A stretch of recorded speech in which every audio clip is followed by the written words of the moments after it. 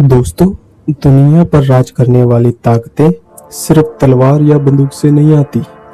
कभी कभी सबसे बड़ी ताकत होती है पैसा।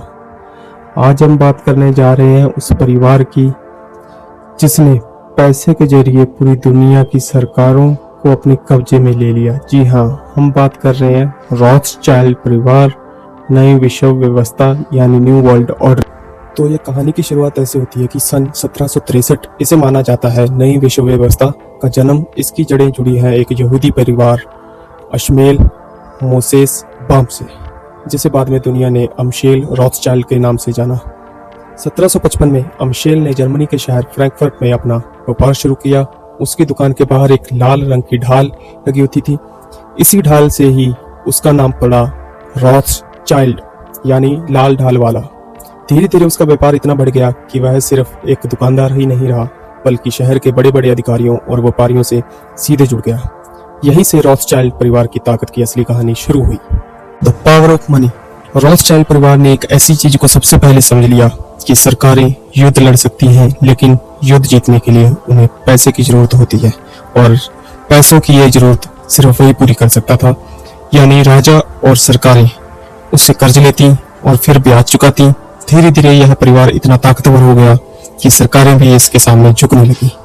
सोचिए, जब एक किसी परिवार के पास पैसा छापने वाली सरकार से भी ज्यादा धन हो, तो असली मालिक कौन हो सकता है?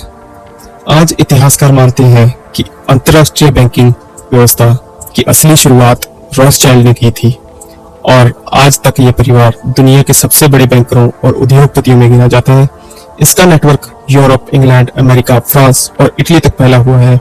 राजनीति हो या युद्ध, अर्थव्यवस्था हो या उद्योग, हर जगह इनका ही असर रहा है।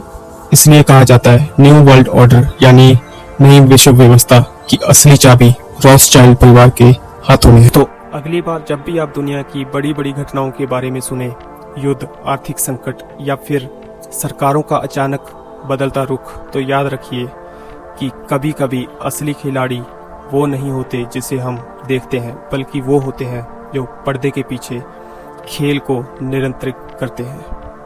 क्या आपने कभी सुना है कि एक चाय की छोटी सी पार्टी कैसे पूरी दुनिया को हिला सकती है? जी हाँ, आज हम बात करने जा रहे हैं अमेरिकी स्वतंत्रता संग्राम की उस अनोखी घटना की जिसे हम बॉस्टन पार्टी कहते हैं। तो तैयार हो जाइए, क्योंकि ये कहानी आपको बांधे रखने वाली है। चलिए शुरू करते हैं। दोस्तों, साल था 1764। उस समय अमेरिका में 13 छोटी छोटी सरकारें थी जो लंदन की हुकूमत के अधीन काम करती थी। लेकिन क्या आप जानते हैं, इसमें से कुछ सरकारों ने लंदन के खिलाफ बगावत कर दी। जी हाँ, एक शख्स करीम खान ने बगदादी जहाजों को अपनी बंदरगाहों से निकाल दिया, और ये पहला कदम था उस बड़ी क्रांति की ओर। बॉस्टन बंदरगाह पर स्वतंत्रता के पुत्रों एक साहसी ग्रुप ने कुछ ऐसा कर दिखाया जो आज भी याद किया जाता है। इन्होंने ब्रिटिश जहाजों से सारी चाय समुद्र में फेंक दी। जी हाँ, करीब 100 से ज्यादा लोग इस घटना में शामिल थे, और ये गुस्सा ब्रिटिश हुकूमत के खिलाफ था। ये घटना महज एक विद्रोह नहीं थी दोस्तों, ये थी आजादी की पहली चिंगारी, जिसके बाद अमेरिका के लोग और मजबूत हो गए और उन्होंने लंदन की हुकूमत के खिलाफ जंग छेड़ दी। ये वो वक्त था जब हर कोई बोल रहा। तो बस वीडियो की शुरुआत है। आगे के पार्ट देखने के लिए चैनल को सब्सक्राइब कीजिए। ये कहानी और भी रोमांचक होने वाली है। अगर आपको ये वीडियो पसंद आए तो लाइक करें, सब्सक्राइब करें, बेल आइकन को दबाएं, ताकि ऐसे ही मजेदार किस्से आप तक पहुंच सके।